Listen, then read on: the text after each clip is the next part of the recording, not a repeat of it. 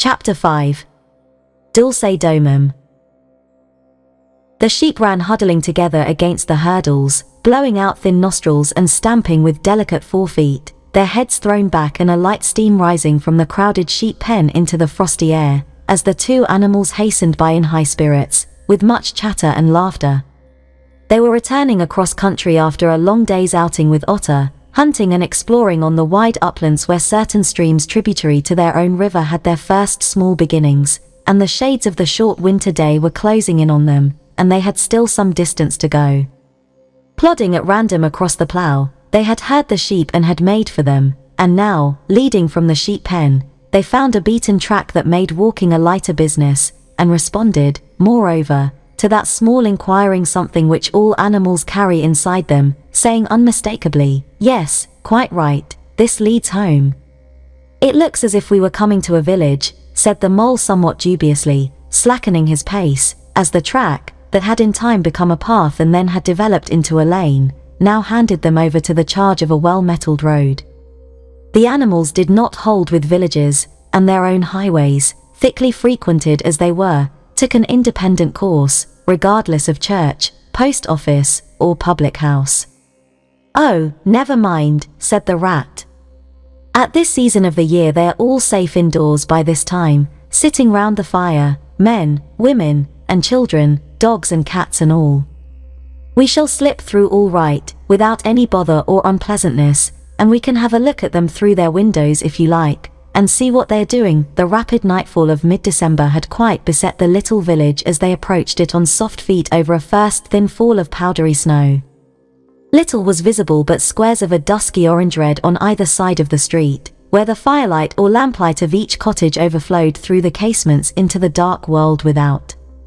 Most of the low-latticed windows were innocent of blinds, and to the lookers-in from outside, the inmates, gathered round the tea-table, absorbed in handiwork, or talking with laughter and gesture, had each that happy grace which is the last thing the skilled actor shall capture, the natural grace which goes with perfect unconsciousness of observation. Moving at will from one theatre to another, the two spectators, so far from home themselves, had something of wistfulness in their eyes as they watched a cat being stroked, a sleepy child picked up and huddled off to bed, or a tired man stretch and knock out his pipe on the end of a smouldering log. But it was from one little window, with its blind drawn down, a mere blank transparency on the night, that the sense of home and the little curtained world within walls, the larger stressful world of outside nature shut out and forgotten, most pulsated. Close against the white blind hung a birdcage, clearly silhouetted, every wire, perch, and appurtenance distinct and recognizable, even to yesterday's dull-edged lump of sugar. On the middle perch the fluffy occupant, head tucked well into feathers, seemed so near to them as to be easily stroked, had they tried, even the delicate tips of his plumped-out plumage penciled plainly on the illuminated screen. As they looked, the sleepy little fellow stirred uneasily, woke, shook himself, and raised his head. They could see the gape of his tiny beak as he yawned in a bored sort of way, looked round, and then settled his head into his back again, while the ruffled feathers gradually subsided into perfect stillness. Then a gust of bitter wind took them in the back of the neck, a small sting of frozen sleet on the skin woke them as from a dream, and they knew their toes to be cold and their legs tired, and their own home distant a weary way. Once beyond the village, where the cottages ceased abruptly, on either side of the road they could smell through the darkness the friendly fields again, and they braced themselves for the last long stretch, the home stretch, the stretch that we know is bound to end, sometime, in the rattle of the door latch, the sudden firelight, and the sight of familiar things greeting us as long-absent travellers from far oversea. They plodded along steadily and silently, each of them thinking his own thoughts. The moles ran a good deal on supper, as it was pitch dark, and it was all a strange country for him as far as he knew, and he was following obediently in the wake of the rat, leaving the guidance entirely to him. As for the rat, he was walking a little way ahead, as his habit was, his shoulders humped, his eyes fixed on the straight grey road in front of him, so he did not notice poor Mole when suddenly the summons reached him, and took him like an electric shock. We others, who have long lost the more subtle of the physical senses, have not even proper terms to express an animal's intercommunications with his surroundings, living or otherwise, and have only the word smell, for instance, to include the whole range of delicate thrills which murmur in the nose of the animal night and day, summoning, warning, inciting, repelling. It was one of these mysterious fairy calls from out the void that suddenly reached Mole in the darkness, making him tingle through and through with its very familiar appeal, even while yet he could not clearly remember what it was. He stopped dead in his tracks, his nose searching hither and thither in its efforts to recapture the fine filament, the telegraphic current, that had so strongly moved him. A moment, and he had caught it again, and with it this time came recollection in fullest flood. Home. That was what they meant, those caressing appeals, those soft touches wafted through the air, those invisible little hands pulling and tugging, all one way. Why, it must be quite close by him at that moment, his old home that he had hurriedly forsaken and never sought again, that day when he first found the river. And now it was sending out its scouts and its messengers to capture him and bring him in. Since his escape on that bright morning, he had hardly given it a thought, so absorbed had he been in his new life, in all its pleasures, its surprises, its fresh and captivating experiences. Now, with a rush of old memories, how clearly it stood up before him, in the darkness. Shabby indeed, and small and poorly furnished, and yet the home he had made for himself, the home he had been so happy to get back to after his day's work. And the home had been happy with him, too, evidently, and was missing him, and wanted him back, and was telling him so, through his nose, sorrowfully, reproachfully, but with no bitterness or anger, only with plaintive reminder that it was there, and wanted him. The call was clear, the summons was plain. He must obey it instantly, and go. Ratty, he called, full of joyful excitement, hold on. Come back. I want you, quick. Oh, come along, Mole, do, replied the rat cheerfully, still plodding along. Please stop, Ratty, pleaded the poor Mole, in anguish of heart. You don't understand. It's my home, my old home. I've just come across the smell of it, and it's close by here, really quite close. And I must go to it, I must. Oh, come back, Ratty. Please, please come back. The rat was by this time very far ahead, too far to hear clearly what the Mole was calling, too far to catch the sharp note of painful appeal in his voice. And he was much taken up with the weather, for he too could smell something suspiciously like approaching snow. Mole, we mustn't stop now, really, he called back. We'll come for it tomorrow, whatever it is you've found. But I daren't stop now, it's late, and the snow's coming on again, and I'm not sure of the way. And I want your nose, Mole, so come on quick, there's a good fellow, and the rat pressed forward on his way without waiting for an answer. Poor Mole stood alone in the road, his heart torn asunder, and a big sob gathering, somewhere low down inside him, to leap up to the surface presently, he knew, in passionate escape. But even under such a test as this his loyalty to his friend stood firm. Never for a moment did he dream of abandoning him. Meanwhile, the wafts from his old home pleaded, whispered, conjured, and finally claimed him imperiously. He dared not tarry longer within their magic circle. With a wrench that tore his very heartstrings, he set his face down the road and followed submissively in the track of the rat, while faint, thin little smells, still dogging his retreating nose, reproached him for his new friendship and his callous forgetfulness. With an effort he caught up to the unsuspecting rat, who began chattering cheerfully about what they would do when they got back, and how jolly a fire of logs in the parlor would be, and what a supper he meant to eat, never noticing his companion's silence and distressful state of mind. At last, however, when they had gone some considerable way further, and were passing some tree stumps at the edge of a copse that bordered the road, he stopped and said kindly, "Look here, Mole old chap, you seem dead tired. No talk left in you, and your feet dragging like lead. We'll sit down here for a minute and rest. The snow has held off so far, and the best part of our journey is over." The Mole subsided forlornly on a tree stump and tried to control himself, for he felt it surely coming. The sob he had fought with so long refused to be beaten. Up and up, it forced its way to the air, and then another, and others thick and fast, till poor Mole at last gave up the struggle, and cried freely and helplessly and openly, now that he knew it was all over and he had lost what he could hardly be said to have found. The rat, astonished and dismayed at the violence of Mole's paroxysm of grief, did not dare to speak for a while. At last he said, very quietly and sympathetically, "What is it, old fellow? Whatever can be the matter? Tell us your trouble, and let me see what I can do." Poor Mole found it difficult to get any words out between the upheavals of his chest that followed one upon another so quickly, and held back speech and choked it as it came. "I know it's a shabby, dingy little place," he sobbed forth at last, brokenly, "not like your cozy quarters, or Toad's beautiful hall, or Badger's great house, but it was my own little home, and I was fond of it, and I went away and forgot all about it, and then I smelt it suddenly, on the road, when I called and you wouldn't listen, rat, and everything came back to me with a rush, and I wanted it, oh dear, and when you wouldn't turn back, ratty, and I had to leave it, though I was smelling it all. The time, I thought my heart would break. We might have just gone and had one look at it, ratty, only one look, it was close by, but you wouldn't turn back, ratty, you wouldn't turn back. Oh dear, recollection brought fresh waves of sorrow, and sobs again took full charge of him, preventing further speech. The rat stared straight in front of him, saying nothing, only patting Mole gently on the shoulder.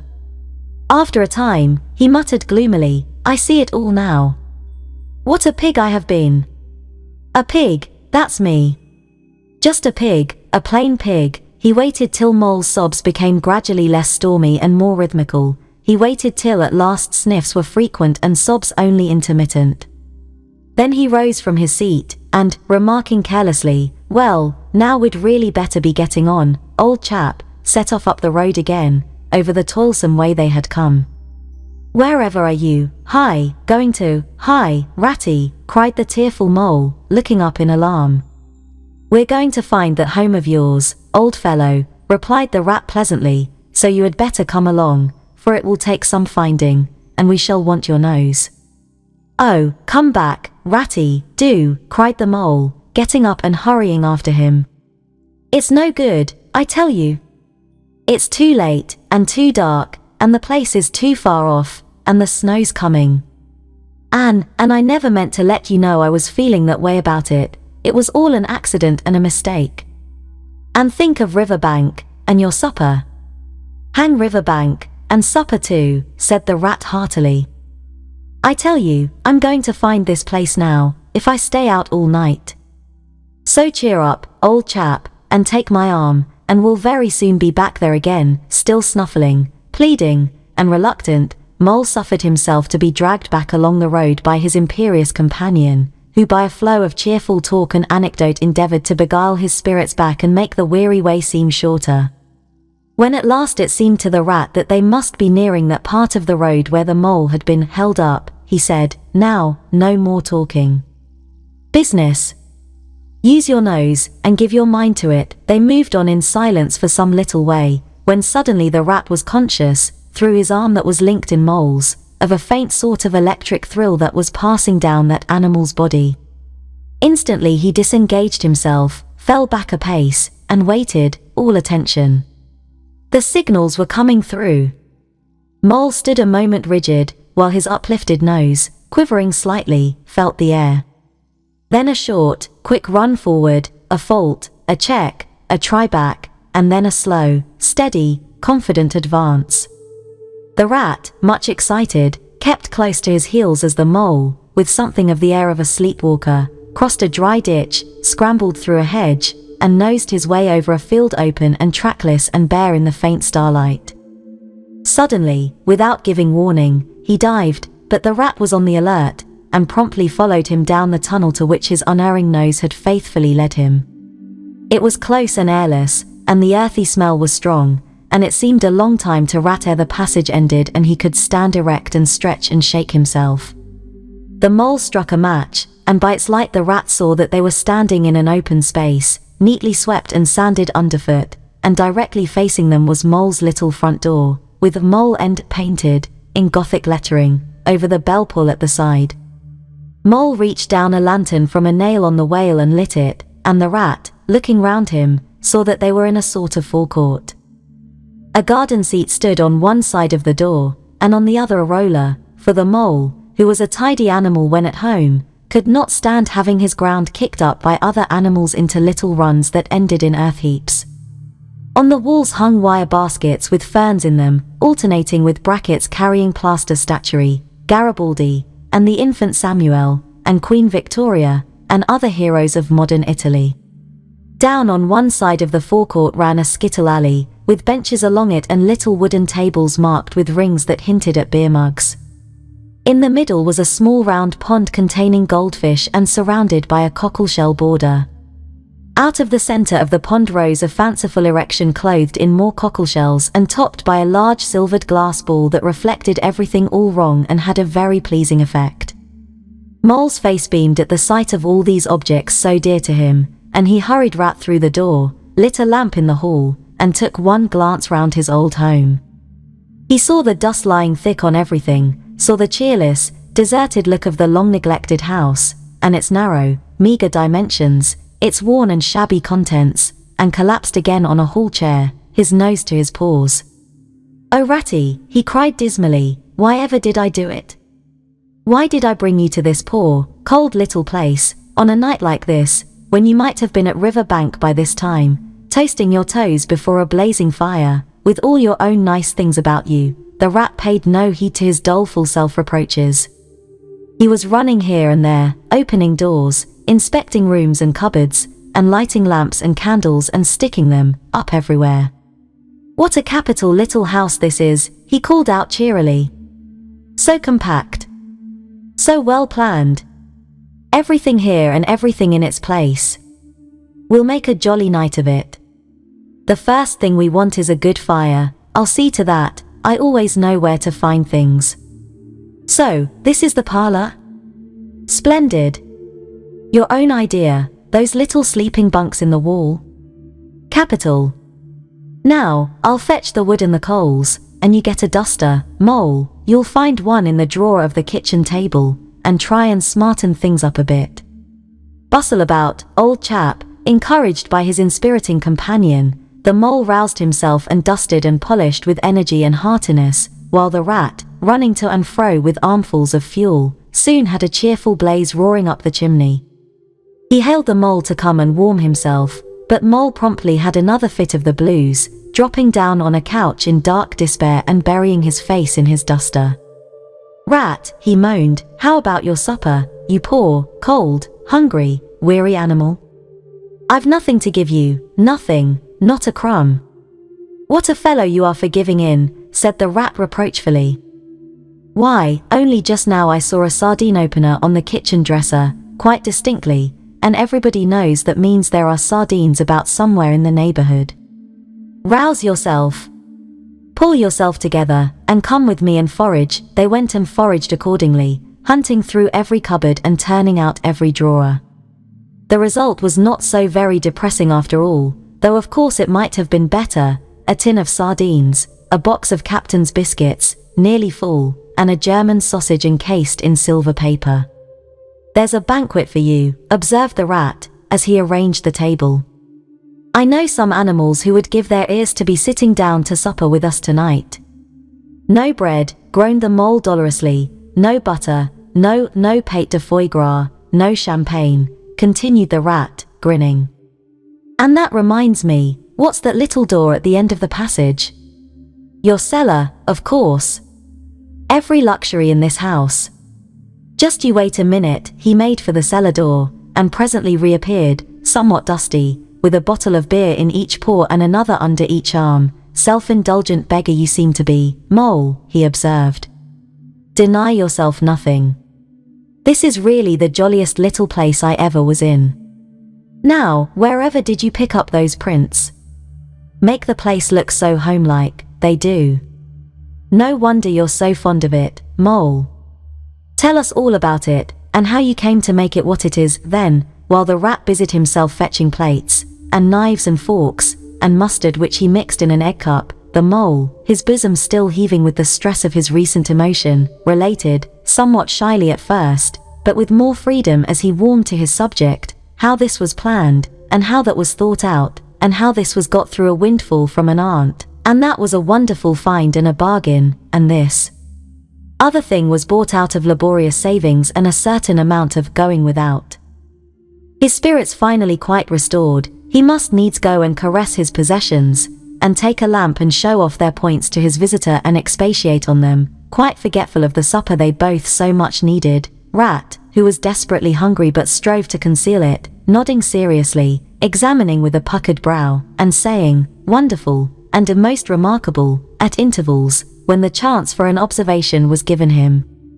At last the rat succeeded in decoying him to the table, and had just got seriously to work with the sardine opener when sounds were heard from the forecourt without, sounds like the scuffling of small feet in the gravel and a confused murmur of tiny voices, while broken sentences reached them. "Now, all in a line, hold the lantern up a bit, Tommy, clear your throats first, no coughing after I say 1, 2, 3. Where's young Bill? Here, come on, do. We're all waiting. What's up?" inquired the rat, pausing in his labors.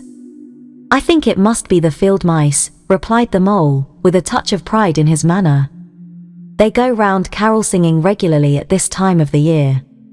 They're quite an institution in these parts. And they never pass me over, they come to Mole End last of all, and I used to give them hot drinks, and supper too sometimes, when I could afford it. It will be like old times to hear them again." "Let's have a look at them," cried the rat, jumping up and running to the door. It was a pretty sight, and a seasonable one, that met their eyes when they flung the door open. In the forecourt, lit by the dim rays of a horn lantern, some 8 or 10 little field mice stood in a semicircle, red worsted comforters round their throats, their forepaws thrust deep into their pockets, their feet jigging for warmth. With bright beady eyes they glanced shyly at each other, sniggering a little, sniffing and applying coat sleeves a good deal.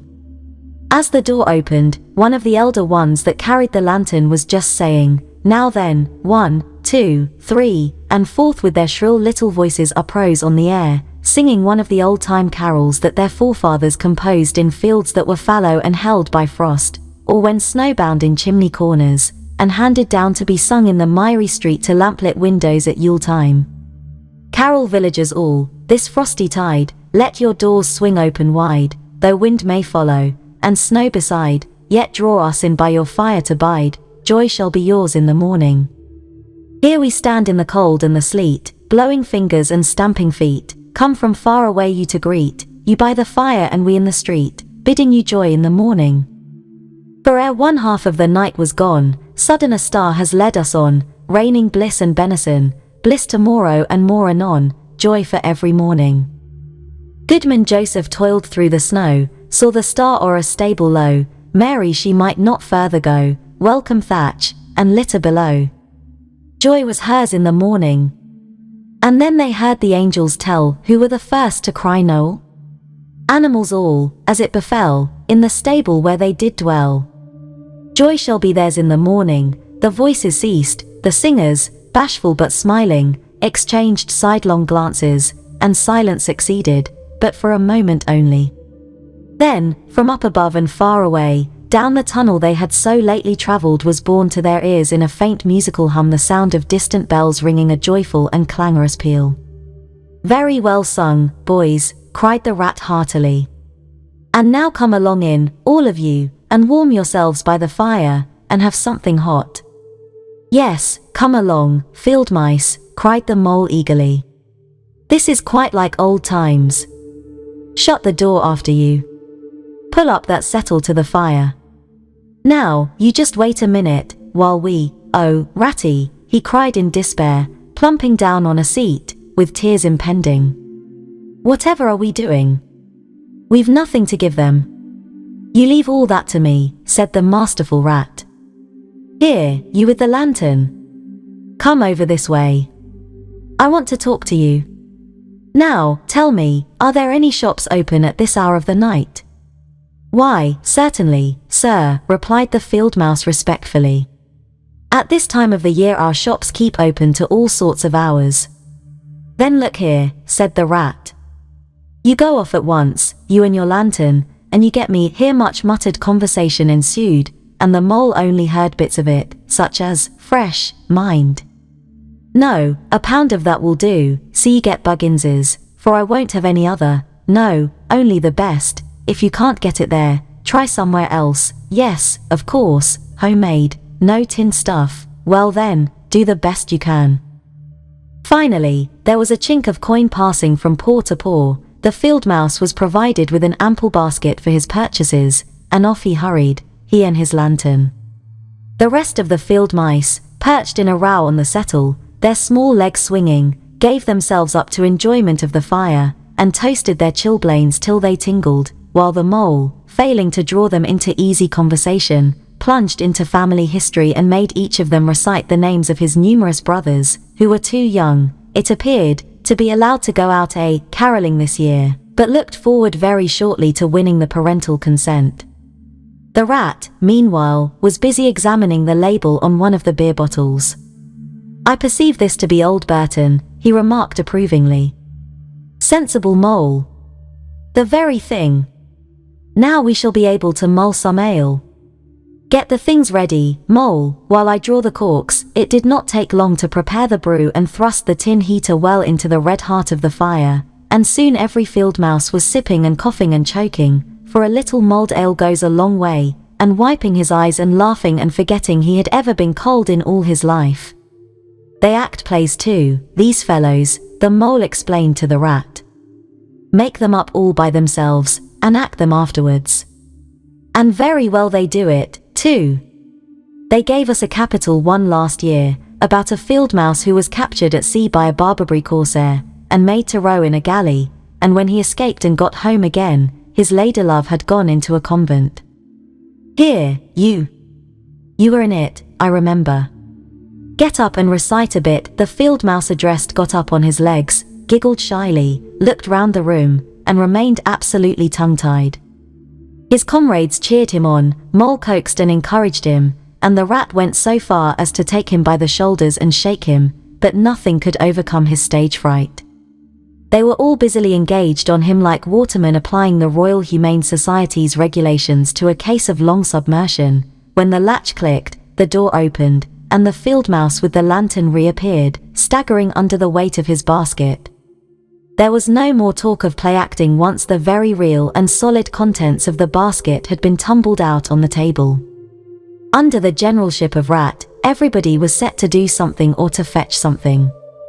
In a very few minutes supper was ready, and Mole, as he took the head of the table in a sort of a dream, saw a lately barren board set thick with savoury comforts, saw his little friends' faces brighten and beam as they fell to without delay, and then let himself loose, for he was famished indeed, on the provender so magically provided, thinking what a happy homecoming this had turned out, after all. As they ate, they talked of old times, and the field mice gave him the local gossip up to date, and answered as well as they could the 100 questions he had to ask them. The rat said little or nothing, only taking care that each guest had what he wanted, and plenty of it, and that Mole had no trouble or anxiety about anything. They clattered off at last, very grateful and showering wishes of the season, with their jacket pockets stuffed with remembrances for the small brothers and sisters at home. When the door had closed on the last of them and the chink of the lanterns had died away, Mole and Rat kicked the fire up, drew their chairs in, brewed themselves a last nightcap of mulled ale, and discussed the events of the long day. At last, the Rat, with a tremendous yawn, said, "Mole, old chap, I'm ready to drop. Sleepy is simply not the word. That your own bunk over on that side? Very well, then, I'll take this. What a ripping little house this is. Everything so handy." He clambered into his bunk and rolled himself well up in the blankets, and slumber gathered him forthwith, as a swathe of barley is folded into the arms of the reaping machine. The weary Mole also was glad to turn in without delay, and soon had his head on his pillow, in great joy and contentment. But ere he closed his eyes he let them wander round his old room, mellow in the glow of the firelight that played or rested on familiar and friendly things which had long been unconsciously a part of him, and now smilingly received him back, without rancour. He was now in just the frame of mind that the tactful Rat had quietly worked to bring about in him. He saw clearly how plain and simple, how narrow, even, it all was, but clearly, too, how much it all meant to him, and the special value of some such anchorage in one's existence. He did not at all want to abandon the new life and its splendid spaces, to turn his back on sun and air and all they offered him and creep home and stay there. The upper world was all too strong. It called to him still, even down there, and he knew he must return to the larger stage. But it was good to think he had this to come back to, this place which was all his own, these things which were so glad to see him again and could always be counted upon for the same simple welcome.